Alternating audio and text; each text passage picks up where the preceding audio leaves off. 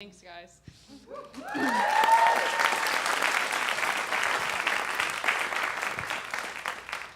So when I buy flowers, I never know exactly how long to cut them.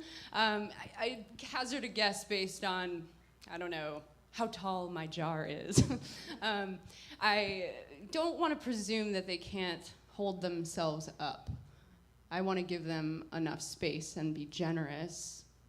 But my sister brought me tulips 2 weeks ago, and now they're so splayed out and bent over, they're nearly broken. When you walk into my mother's sister's house, the first thing you see is flowers. Beautiful flowers everywhere, orchids. You turn a corner and flip a switch at your left elbow, and a spotlight turns on over there above a grand piano highlighting a massive arrangement. It reminds me of her daughter's wedding, where the arrangements are so tall that you can't even see the person sitting directly across from you. When I first moved to California, I stayed with her for a month, and I was terrified because she is a terrifying person. She is so frightening. I don't know what to talk with her about. She, of course, has a variety of cornerstone perspectives to share on the direction of the local archdiocese, what the Democratic Party has been doing, her good friend Dianne Feinstein, how to raise a dog with dignity and respect. She has an answer for everything. Her opinion is legend in my family, and God forbid it should ever rest its strength upon you the second you happen to be doing something horrible with a cheese knife.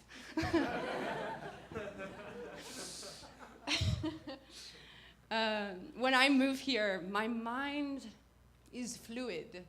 Actually, it's more soupy. One dark night in Marin County, you'll remember this. I scraped the entire side of the car she lent me, like into the metal. And I call my mom crying. I'm like, Mom, I scraped the car, I don't know what to do. And my mom starts crying. And she goes, she's gonna kill us. Oh my God, I run home, I get into the house, and I'm like, I gotta intercept her before she wakes up because I can't let her walk out and see the car, so I stay awake all night. And I finally hear her footsteps at 5 a.m. going to church. And so I run upstairs, I'm exhausted, and I come up to her and I do the same thing. I'm like, I'm sorry, I wrecked your car. And she looks at me with disgust and says, did you just get in? Oh, we never talk about it again. I saw her twice this week.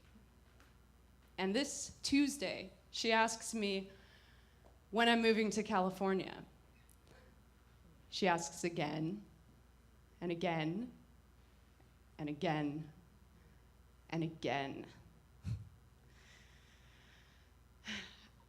My girlfriend's a nurse, and she says she thinks it's the most intelligent people who get Alzheimer's. I think a better way of saying it is that it's the people with the most walls who have the most screws to lose. She is 44 pounds lighter. I can see her cheekbones. I can see her eyeballs. I can see her disease.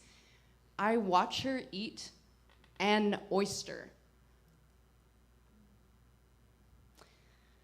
Maybe it's not so much a losing or forgetting as a breaking down of the guardrails.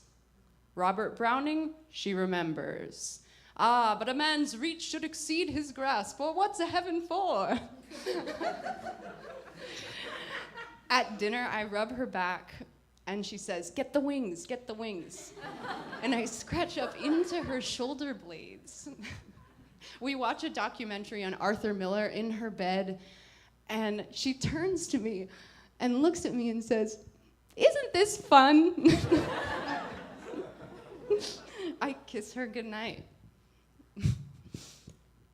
Lemon trees, the Democratic Party, my sister, her husband, the housekeeper is never supposed to be there, but she arrives every day like a miracle. Every day is supposed to be Sunday. If you go on hold, you're never coming back. You're just on hold forever. I ask her about the orchids, and she remembers everything. Their names, how to care for them. Cypripedium, dendrobium. They like to be junky, close, crowded in their husks, see? Blankets of fiber, see? Meanwhile, on my own kitchen table, the tulips bend down over out of their jar, finding their own plain pine place to touch the wood. Thank you.